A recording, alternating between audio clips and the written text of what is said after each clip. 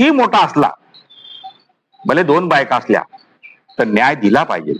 त्यांनी एक बायकोला न्याय दिला आणि दुसऱ्या बायकोला न्याय दिला. पहिल्या बायकोला न्याय नाही दिला आणि दुसऱ्या बायकोला दिला. माणूस कितीही मोठा झाला ना, आज ना काल त्यांचा तो आरसा असतो ना, तो आपल्याला दिसतो. पर त्याचं नाव आहे मोठं. मला असं वाटतं, आज माझ्या मनाला वाटतं, नाव मोठं दर्शन खोटं. कारण त्यांनी आपल्या नारायण नारायण ट्रेंग ट्रेंग ट्रेंग ट्रेंग, जगात असे भरपूर लोक आहेत ज्याचं नाव मोठं आणि दर्शन खोटं. मला असं वाटतं, पण त्याच्या अगोदर मला माहित नव्हतं. एकदा एक मोठा गायक होतो, त्याचं मी नाव नाही सांगत. त्याला 2 मुलं होते, ते पवाडा गात होते. एकदा त्यांचं 80वा वाढदिवस होता. दादर शिवाजी मंदिरच्या समोर एक हॉल आहे खूप मोठा, तिथं आम्ही तिकडे गेलो होतो त्यांचा प्रोग्राम बघण्यासाठी. त्यांचं नाव मोठं होतं, त्याच्यामुळं त्यांच्या कार्यक्रमाला मोठे मोठे दिग्गज लोक आलेले. आठवले साहेब आलेले, भरत जाधव आलेले, रोहिणी हट्टांगडी आलेले आणि असे भरपूर कलाकार आले होते त्यांच्या प्रोग्राम बघण्यासाठी. कारण त्यांचा मान सन्मान खूप मोठा होता. आणि मीही गेलेलो, कारण मी त्यांना त्यांचे गाणे आवडीने बघत होतो. अशा जीवनात काही लोक असतात ना, त्यांचं नाव खूप मोठं असतं, पण नंतर आपल्याला कळतं की नाव मोठं आणि दर्शन खोटं असतं. हे लोकांसमोर मोठं असतं, पण माझ्या नजरेत तर आहे ना.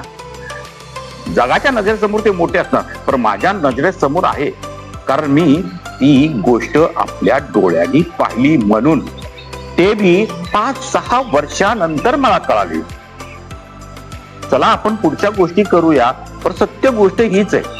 जीवनात प्रत्येक माणूस मोठा असतो, पण नाव मोठं दर्शन खोटं ही सत्य गोष्ट आहे. चला आपण पुढच्या गोष्टी ऐकूया. ऐकणार का मित्रांनो? 2 नंबरला वाटली एकदम म्हातारी होती आणि एक म्हातारा उतरला आणि त्यांचे नातू होते. रिक्षातून उतरल्यानंतर मी राजावाडीच्या सीटवर बसलेलो, पब्लिक सीटवरती, आणि एक व्यक्ती आला. तो काळासारखा होता आणि त्याचा चेहरा एक वेगळाच होता, एक गरीब माणसासारखा दिसत होता. आणि त्याने येऊन सांगितलं मला, बाळा, मी मोठ्या शहराचा मुलगा आहे, मला जरा बसायला जागा भेटणार का हो? मी असं करून बघतो, कोण शायर आहे, कोण शायर आहे, चेहरा बघतो, मला वाटलं वयस्कर आहे, चला बसायला जागा देऊया. आणि त्यांना मी बसायला जागा दिली, त्या म्हाताऱ्यांना, म्हातारींना आणि त्यांना. कारण त्यांचं वय असं वाटत होतं की ते खूप गेल्यासारखं वाटत होते. त्यांना बसून दिलं आणि त्यांच्या चेहऱ्याकडे मी बघत राहिलो की हा व्यक्ती कोण आहे जो म्हणतो मी मोठ्या शाळेचा मुलगा आहे. मी बघत राहिलो. मग त्यांनी त्या शायरचं नाव सांगितलं. नंतर मी बघितलं, अरे चेहरा तर तसाच आहे आणि दिसायला बी तसंच आहे, अरे असू शकतो. आणि मग खरंच गोष्ट म्हणतो मित्रांनो, की तो माणूस होता, तोच खराच होता, त्याचा मुलगा. आणि त्याची बायको ती त्याचे गायकची मोठ्या गायकची पहिली बायको होती. त्यांनी अशी सांगितले की माझी आई पहिली आई होती आणि हे आता माझ्या बाबांनी, त्यांचं नाव हे आहे आणि यांनी दुसरं लग्न केलं. आम्ही चेंबूरच्या अशा कॉलनीमध्ये राहतो. आमचं छोटं मोठं घर आहे, त्यात राहतो. आमचे बाबा हे जगातले मोठे गायक आहे, पण त्यांना ते दुसरं लग्न केल्यामुळं माझ्या आईकडं त्यांना येऊ देत नाही आणि भेटू देत नाही, अशा म्हटल्या. अशा गोष्टी म्हटल्या. फार वाईट वाटलं. एक मोठा माणूस आहे, जगाला ऐकवतो आणि घरच्या माणसाची दबून राहतो. अहो, या जगात असे मोठे मोठे माणसं बघितले, हे लोकांना हँडल करतात, पण काही लोक घरच्याच माणसांना हँडल नाही करू शकतात.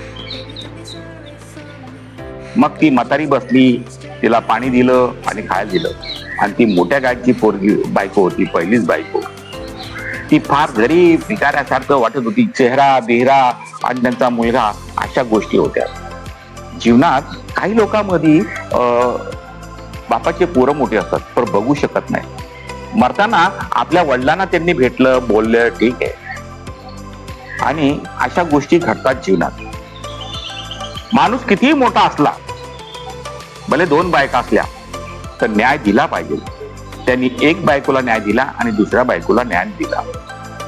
पहिल्या बायकोला न्याय नाही दिला आणि दुसऱ्या बायकोला दिला. माणूस कितीही मोठा झाला ना, आज ना काल त्यांचा तो आरसा असतो ना, तो आपल्याला दिसतो.